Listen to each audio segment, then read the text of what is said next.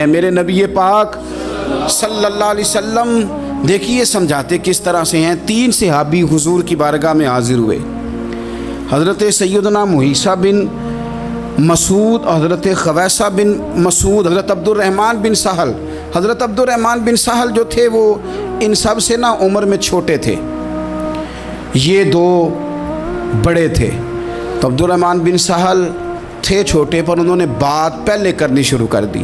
اور جب وہ بات پہلے گفتگو شروع کر رہے تھے اور گفتگو بڑھ بڑھ کے کرنا چاہ رہے تھے، آگے بڑھ رہے تھے، خیال کر رہے تھے کہ مجھے بات پہلے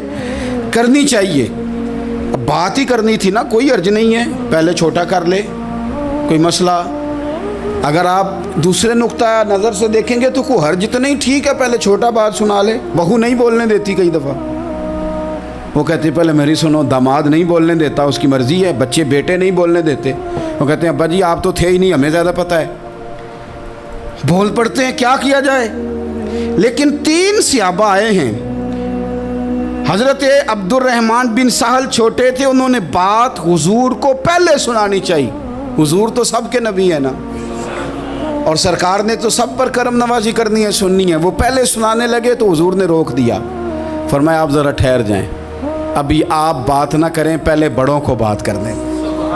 یہ تعلیم بیان فرمائی کہ گفتگو میں بڑوں کو پہلے موقع دیا جائے گا، بڑے کیا کہتے ہیں ان کی بات پہلے سنی جائے گی، ان سے پہلے پوچھا جائے گا کہ معاملہ کیا ہے۔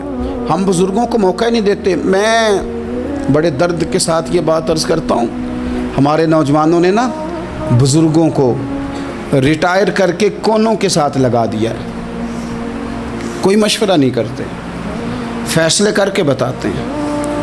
اگر بزرگوں کی رائے کبھی لی جائے، میرے ابا جی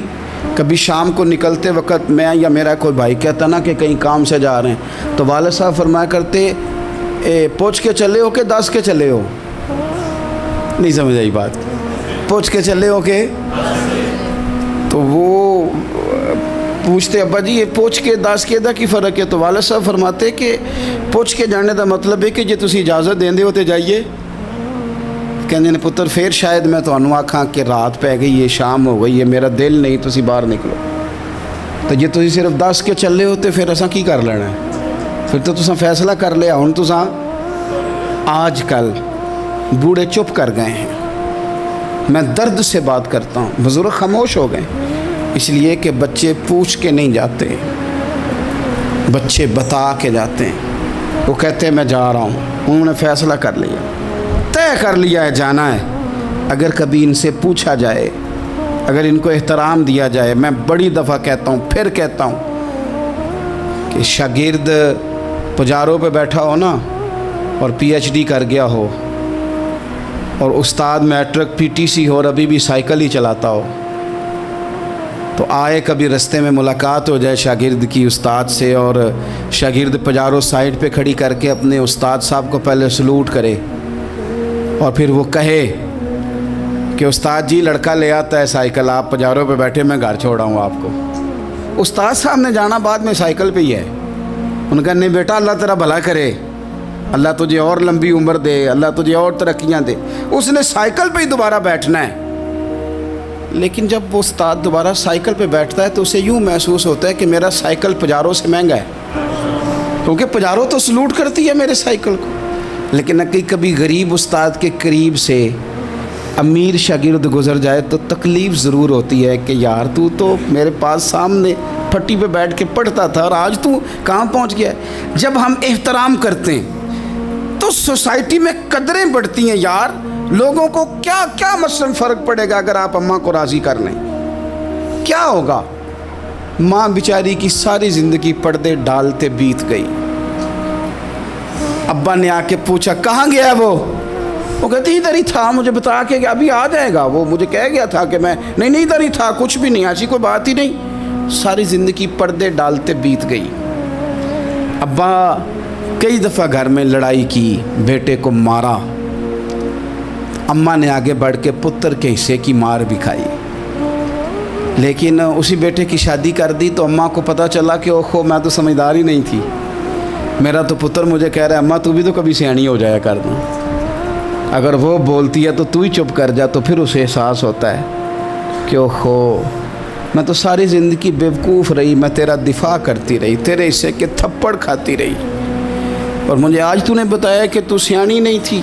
آج تو نے بتایا کہ تو عقل مندی نہیں تھی، اماں تجھے کیا پتا، میری بیوی کے سامنے تو ہی سیانی ہو جا۔ وہ ٹوٹ جاتی ہے، بکھر جاتی ہے، وہ کبھی پلٹ کے دیکھتی ہے تو اسے بڑے سارے زخم تازے ہو کے دکھائی دیتے ہیں، وہ یار میں ہی سیانی نہیں تھی۔ سنو نا، امام حسن رضی اللہ تعالیٰ عنہ فرماتے ہیں، امام حسن نے کوئی لمبا وقت نہیں اپنی والدہ کے ساتھ گزارا، چھوٹے تھے تو سیدہ فاطمہ الزہرا رضی اللہ تعالیٰ عنہ وصال کر گئیں، پر شیر خدا کے پتر کی بات دیکھیں، امام حسن کہتے ہیں لوگوں میں جب تھوڑا سا باشعور ہوا اور مجھے چیزیں تھوڑی سی دکھائی دینے لگی تو میں نے کبھی اپنی اماں کے ساتھ ایک پلیٹ میں کھانا نہیں کھایا تھا۔ حضور ساری دنیا کھاتی ہے تو آپ نے کیوں نہیں کھایا؟ تو فرماتے ڈر لگتا تھا کہ کہیں ایسا نہ ہو کہ جس لقمے کی طرف میری ماں اپنا ہاتھ بڑھائے کہیں میں نہ اٹھا لوں، بے ادبی نہ ہو جائے۔ ڈر لگتا تھا، میں نے یہاں تک بھی نا، کیونکہ ماں تو ماں ہوتی ہے، میں نے یہاں تک بھی ماں کا احترام کیا، روٹی کھانے میں بھی تقدیر نہیں کی۔ یہاں ماں وہ کہتی ہے پیر صاحب انہوں دسیا جے نا کہ میں تانوں آکھیا سی، انہیں گلاں چانوں آکھیا جے میرے نال بولے تھے صحیح کرے، انہوں دسیو نا میرے نال بگڑ جائے گا، انہوں آکھیا جے نا میں تانوں شکایت لائی، پر نا انہوں گلاں سمجھایا جے کہ میرے نال اچھی نہ بولیا کرے، میں تکلیف، انہوں آکھیو نا۔ او یار کیا کائنات میں حضور سے بڑا بھی کوئی ہے؟ لیکن حضرت حلیمہ سعدی آئی ہیں تو کیا میرے نبی اٹھ کے کھڑے نہیں ہو گئے؟ حضور نے اکرام دیا تو اکرام دینے سے قد بڑا ہوتا ہے، چھوٹا تو نہیں ہوتا۔ خدا را اپنے بڑوں کا اکرام کرنا سیکھیں۔